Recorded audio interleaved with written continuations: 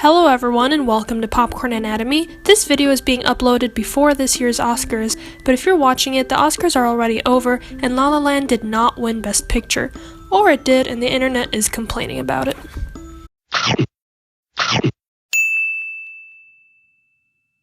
So, the Oscars. The Oscars are in a week, and like every other year, I am super excited. The 2017 nominees aren't collectively as exciting as the 2015 ones were, but I think that compared to the nominees from last year, we've got some interesting categories to look forward to. But even though there are several reasons 2017's ceremony is going to be interesting, ooh, a French actress was nominated. Ooh, Lin-Manuel Miranda might finish his Grand Slam. Ooh, Meryl Streep just got her 20th nomination. The real contest this year is really just between these two movies, La La Land and Moonlight. La La Land was nominated for 14 Oscars this year, and it's only the third movie in history to be nominated for this many. Moonlight is next in line this year with 8 nominations.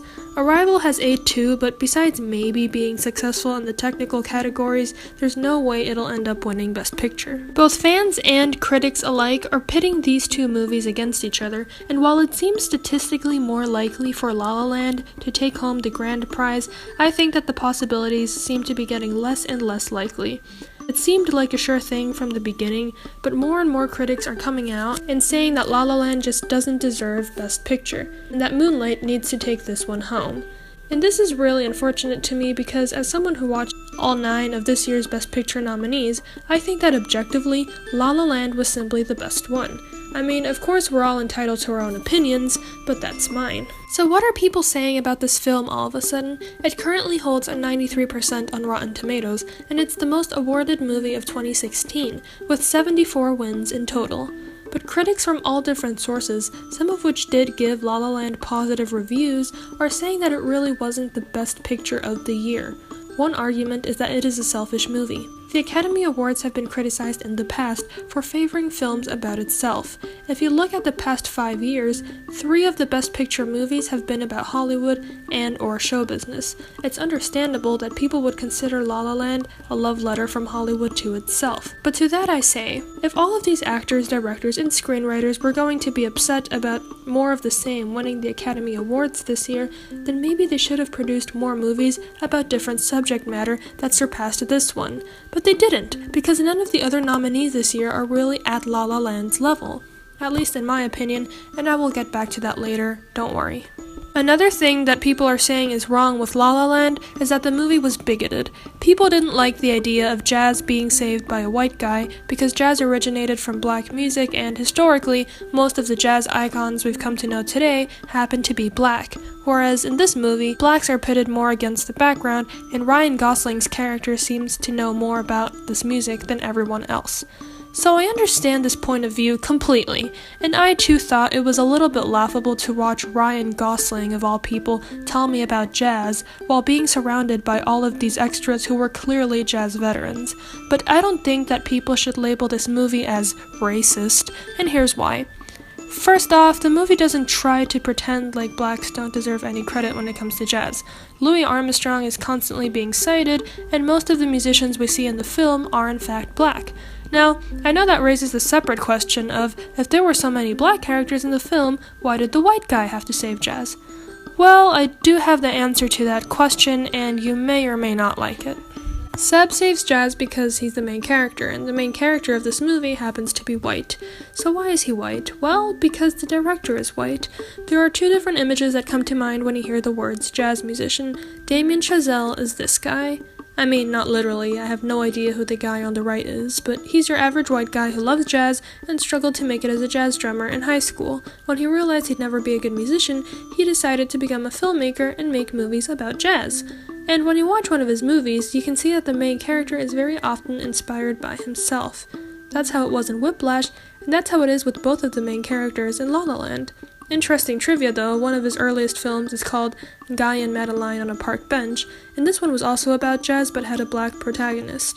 So before we call Damien Chazelle, let's just remember to take things into perspective. He's only made like 3 movies in his career. He's just an emerging filmmaker, and La La Land just happened to have 2 white main characters. And there's nothing wrong with the director making movies with characters that he or she can relate to. The cool thing about La La Land, though, is that it generated a huge fan base of people of all ages and ethnicities who enjoyed the movie. I'm half Latina, half German, and live in Puerto Rico, and I really like the film, even though I can't relate to any of the main characters, because I don't want to be an actress or a musician. But I thought that the film was very well made, well acted, and well written, and there just wasn't another one like it in 2016. And that brings me to my next point.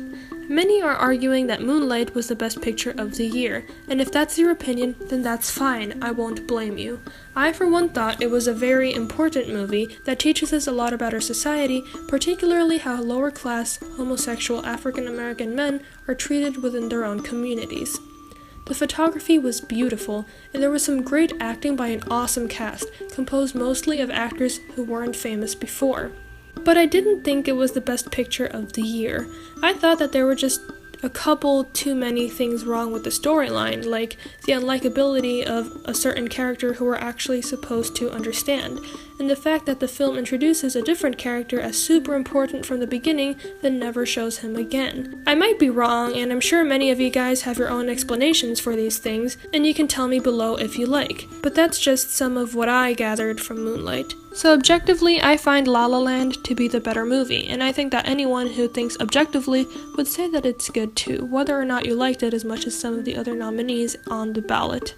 I like to judge films based on their merit within their own genre, and I think that La La Land did more for musicals than Arrival did for sci-fi, than Hacksaw Ridge did for war epics, than Hidden Figures did for historical dramas, and than Hell or High Water did for westerns, and than any of the other films did for dramas. In fact, La La Land did more for film, period, than any of the others did.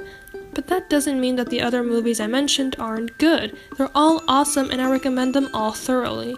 I loved Hell or High Water, that one's probably my second favorite. Moonlight was very good, Hidden Figures was cute, etc., but La La Land was just better. The movie was beautiful to look at, having the texture of a picture filmed using actual film, which it did. It felt like Technicolor, but with the clearness and realism of today's sharp technology. The color palette, the storyline, the lack of reminders about today's technology make it feel like an older, artisanal piece of art, rather than something that takes place during the aromantic age that is today. The sets are beyond belief, but the fact that most of the locations were real is admirable as well. The acting is fantastic, especially coming from Emma Stone, and the music is incredible. The directing, screenwriting, and cinematography is almost flawless as well. Objectively, this movie is almost perfect. Of course, that doesn't mean that there are absolutely no flaws here. The sound from the opening number wasn't well mixed, despite the fact that it was one of the most creative ways to start a musical that I've seen in a while. Ryan Gosling was great, but he really doesn't have a singing voice, and that argument about there not being enough black people in the film is kind of true. Emma Stone does have a good voice though, and her audition song in the end is beautiful. So yes, La La Land has its flaws, but compared to the other 8 nominees, I think it was the closest thing to perfection that we got in 2016. And let's remember that 2016 was not a great year for movies. In fact, it wasn't a great year for anything. And I believe that the Academy should select its winners based on artistry and not on personal preference. So, which movie did you think was the best of 2016? Was it nominated for Best Picture? Tell me below. I hope you liked this video and that we can have a civilized discussion about whether or not you agree with me below. Other than that, please subscribe and tell me what you'd like to see from me next. I upload whenever I can. See you next time on Popcorn Anatomy.